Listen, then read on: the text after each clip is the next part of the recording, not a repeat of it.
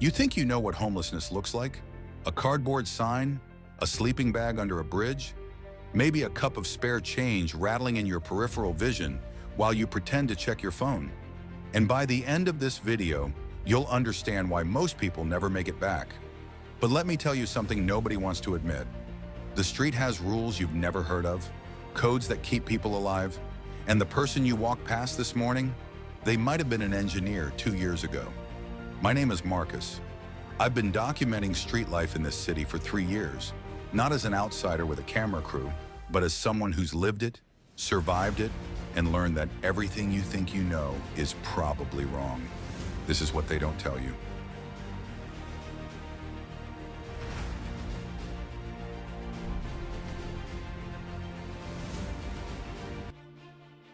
Before we go further, I need you to understand something.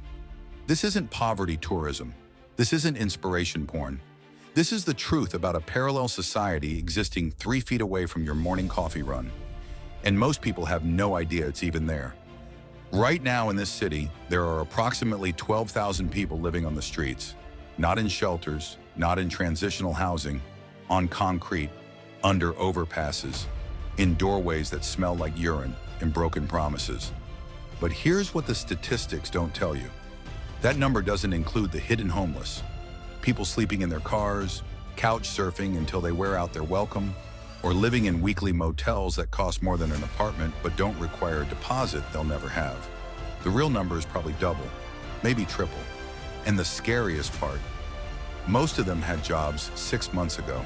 They had apartments. They had normal lives that unraveled faster than anyone wants to believe is possible. A medical emergency, a car breakdown, a rent increase of $300. That's all it takes. The margin between normal and homeless in this city is about 30 days and one catastrophic expense. I learned this the hard way. I was a line cook at a downtown restaurant. Nothing fancy, just decent money in a studio apartment I could barely afford.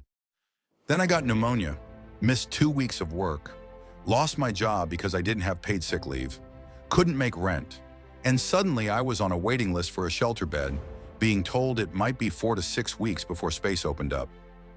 4 to 6 weeks. You know what happens to a person in 4 to 6 weeks on the street?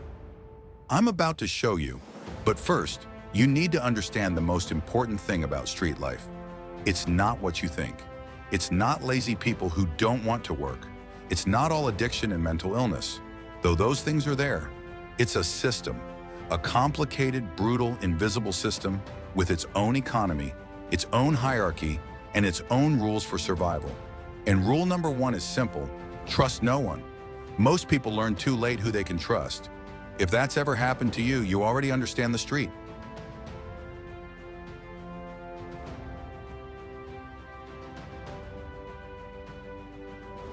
My first night outside, I thought I'd just find a quiet spot, sleep a few hours, and figure things out in the morning.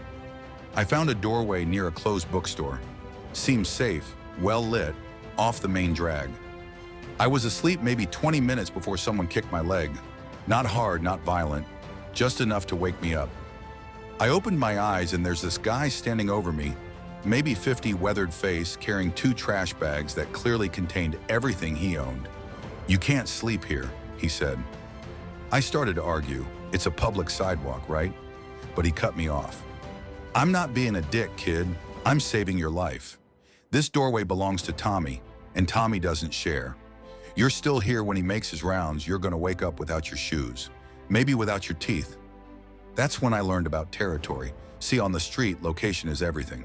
A good spot, somewhere sheltered, relatively safe, near a bathroom, maybe close to a place that throws out decent food. That's valuable real estate, and it's protected. There's a whole invisible map of this city that only street people know. This corner is claimed. That alcove is neutral ground. The loading dock behind the grocery store? That's communal, but only after midnight, and you better be gone by 5 a.m. before the trucks come. The guy who woke me up, his name was Raymond, he walked me 6 blocks to what he called rookie territory, a park bench that nobody wanted because it was exposed, cold, and the sprinklers came on at 4 a.m. "Stay here tonight," he said. "Tomorrow, I'll teach you how this works." I didn't sleep. Not really. Every sound made me jump. Every person who walked past felt like a threat. And when those sprinklers came on at 4 in the morning, soaking my only jacket, my backpack, everything, I just sat there shivering, wondering how my life had become this. But Raymond kept his word. The next morning, he found me, brought me burnt coffee from a church breakfast, and gave me the real orientation. Rule 1, protect your shoes. Your feet are your transportation, your job interview, your dignity. Lose your shoes, you're finished. Rule 2, never carry cash.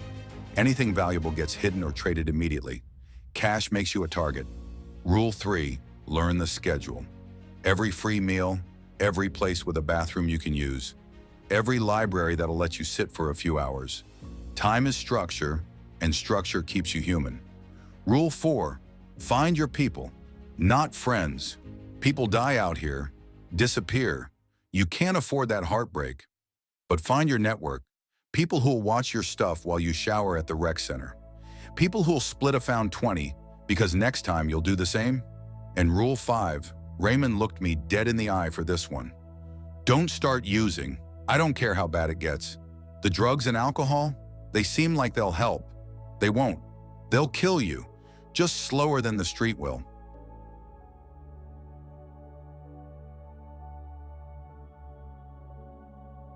I know what you're thinking right now. You're probably wondering if Raymond's rules worked, if I'm still out there, if this story has a happy ending. Hold that thought, because before I tell you what happened to me, you need to understand something most people never see. The street isn't just one experience. It's a dozen different realities, all happening simultaneously, all invisible to the people walking past with their headphones in and their problems that seem so important until you realize that tonight, you're not sure where you'll sleep. There's a hierarchy out here, and where you fall in that hierarchy determines whether you survive or disappear. Let me show you what I mean.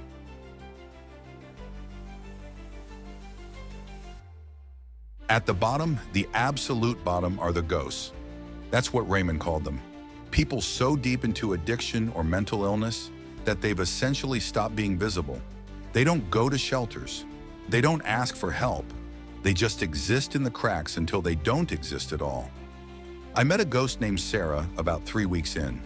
Found her behind a dumpster, barely conscious, track marks up and down both arms. I tried to help, called 911, waited with her. The paramedics came, took her vital signs, and you know what they did?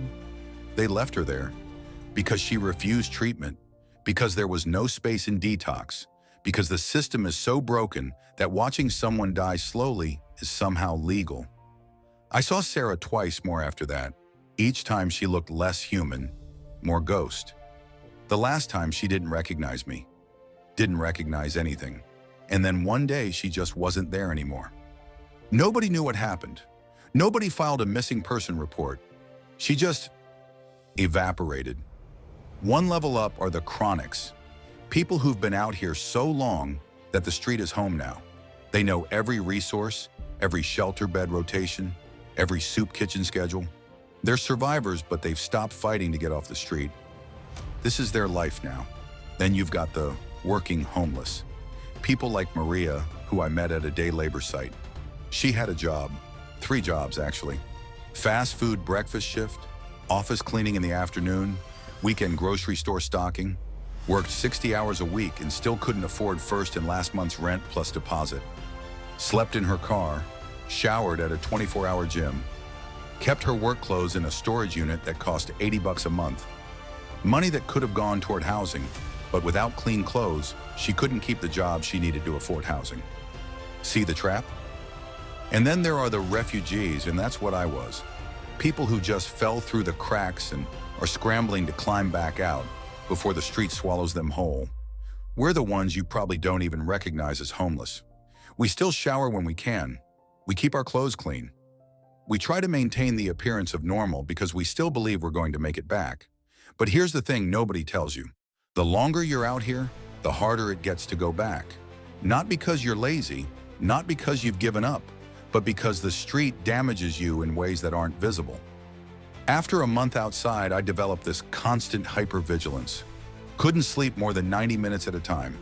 My body just wouldn't let me. Even now, years later, I wake up every hour or two, checking my surroundings, making sure I'm safe. After 2 months, I stopped making eye contact with people. Because eye contact invites interaction, and interaction means someone might realize you're homeless, might call the cops to clean up the area, might hassle you when you're just trying to exist. After 3 months, I started to forget what normal felt like. The idea of a job interview seemed absurd. How do you explain a 3-month gap in employment? How do you list an address when you don't have one? How do you project confidence and professionalism when you brushed your teeth in a public bathroom and your clothes smell like the street no matter how many times you wash them in a sink? The street doesn't just take your home. It takes your timeline, your credibility, your sense of self. It rewires your brain for survival in a world 3 feet away from normal society, but might as well be on another planet. And the worst part? The absolute worst part? Most people don't want you to escape. They want you to stay invisible.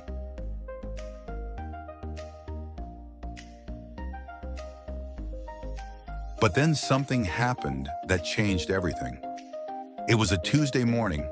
I remember because Tuesdays, the library opened early and I could charge my phone and use the bathroom before the security guard started his shift. He was the one who didn't like homeless people lingering. I'm sitting there, trying to look normal, trying to fill out job applications on a library computer, even though I know it's pointless without an address. And this woman sits down next to me. Designer purse, nice coat, definitely not homeless. And she says 4 words that I wasn't expecting. I know you're trying.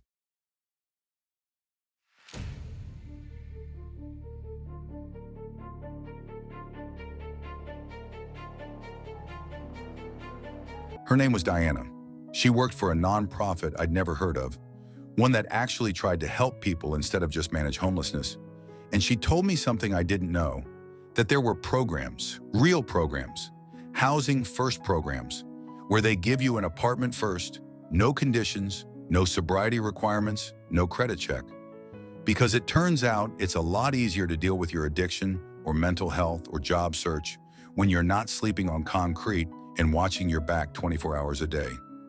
Rapid rehousing programs, job training that actually led to jobs, legal aid to help clear the warrants and tickets and bureaucratic nightmares that pile up when you're homeless. But here's the catch. These programs are rare, criminally rare. In a city with 12,000 homeless people, Diana's organization had funding for maybe 40 placements a year. 40. The waiting list was 18 months long, and that was if you even knew it existed. Nobody tells you these programs exist. You have to stumble into someone like Diana. You have to be lucky enough to be in the right place at the right moment. And even then, you have to qualify. And most of the programs have requirements that eliminate the people who need them most. No violent felonies, no active warrants, no recent drug charges, stable mental health, which is like saying you can only get a life raft if you're not actually drowning. Diana got me into a program. It took 4 months of paperwork, waiting lists, appointments I had to somehow make it to despite having no transportation and no guarantee I'd have enough phone battery to get the reminder call. 4 months where I held my breath, terrified something would disqualify me.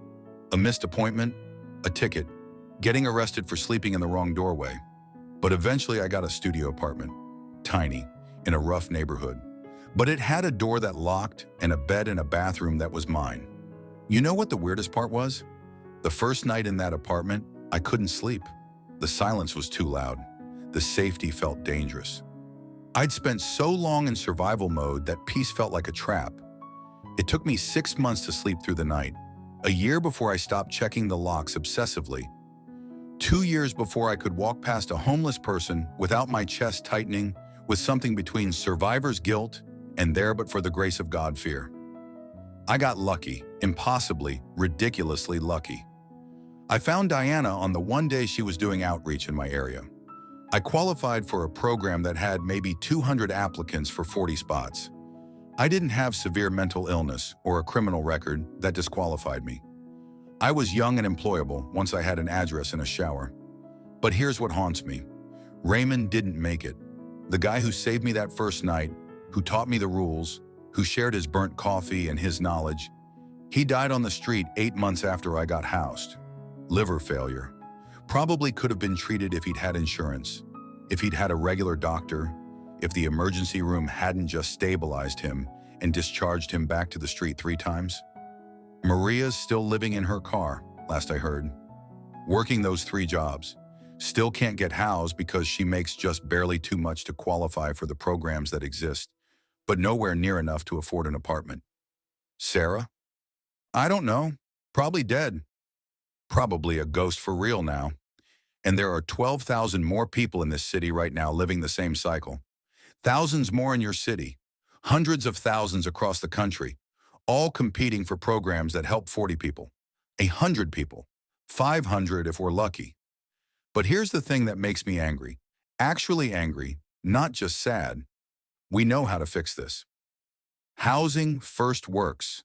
It's cheaper than emergency room visits and jail cells, and all the other ways we spend money managing homelessness instead of ending it. Cities that have actually committed resources to it, really committed, not just pilot programs and token funding, have seen dramatic reductions in chronic homelessness. We know what works. We just don't do it at scale. We fund it like charity instead of infrastructure. We create 40 slots where we need 4,000. Because somewhere along the way we decided that some people deserve housing and some people need to earn it. That some lives are worth saving and some are acceptable losses. And that calculation, that cold, brutal math, that's the real story of street life in this city.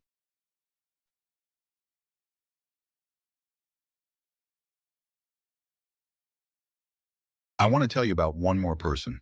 His name was David, and I met him during my last month on the street. David was different. He was older, late 60s, maybe 70, and he'd been homeless for 2 decades. Not because of addiction or mental illness, not because of some catastrophic event, but because of a series of small failures that compounded into a life he never imagined. He'd been a teacher, history, loved his job, but he got divorced and the settlement left him with debt. Then his school closed during budget cuts.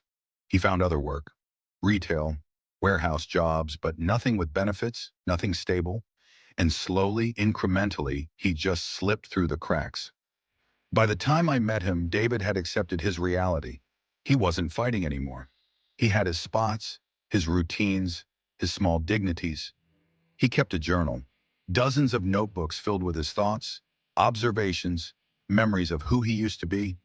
He let me read some of them once, and there was this entry that I can still recite from memory.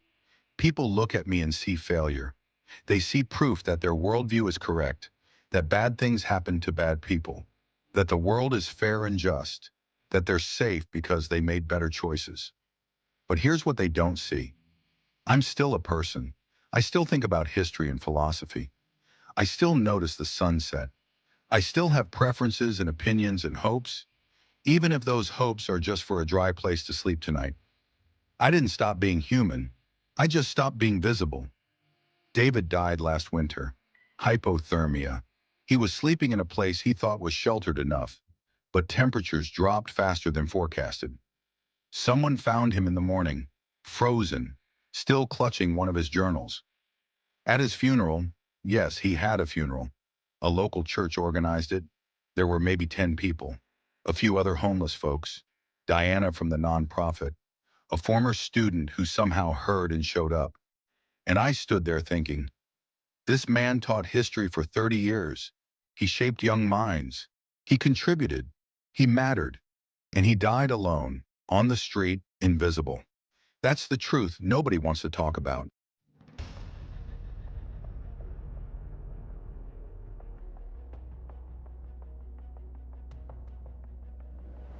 So why am I telling you all this? Why dig up these painful stories? Why force you to see what's easier to ignore? Because I need you to understand something. The street is a choice, not for the people living on it. They didn't choose this. But for the rest of us, this is absolutely a choice. Every city council meeting where housing funding gets voted down, that's a choice. Every time someone calls the cops to clean up a homeless encampment instead of asking where those people are supposed to go, that's a choice. Every not in my backyard response to affordable housing, that's a choice. Every time we treat homelessness as a personal failure instead of a systemic problem, That's a choice. We've created a society where housing is an investment instead of a human right, where a studio apartment costs $1,700 a month but minimum wage is 12 bucks an hour. Do the math on that, I'll wait. Where one medical emergency can destroy a family's finances, where the social safety net has holes big enough to swallow entire lives.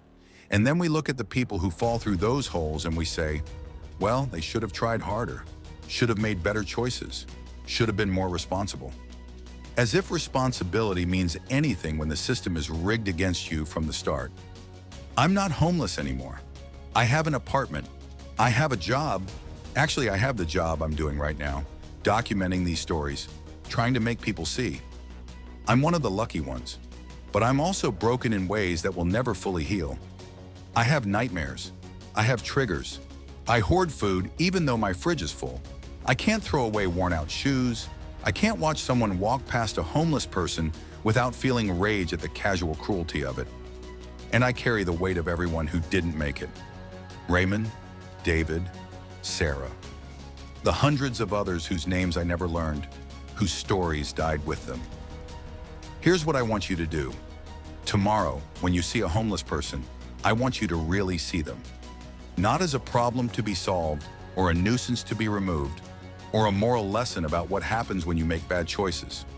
See them as a person who has a story as complex as yours, who has dreams and fears and a history, who maybe had a job and a home and a normal life before the floor fell out. And then I want you to ask yourself, what choices am I making? Not them, you. What am I doing to make this better or worse? Because here's the final truth.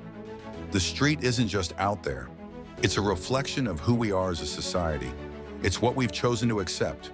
It's the line we've drawn between who deserves dignity and who doesn't.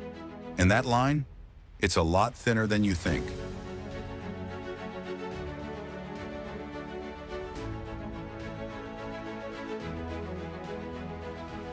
Three years ago, I was a line cook who got sick at the wrong time. Today, I'm telling you stories that most people don't want to hear. And somewhere between those 2 points, I learned something that changed how I see everything. We're all closer to the street than we think.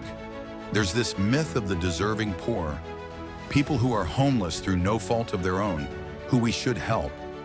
And then there's everyone else, the addicts, the mentally ill, the people who made bad choices, who we're allowed to ignore. But that binary is bullshit, because trauma causes addiction, homelessness causes mental illness, and bad choices are usually just survival decisions made in impossible situations. You know what the real difference is between me and David? Between me and Raymond? Between me and Sarah? Luck, timing.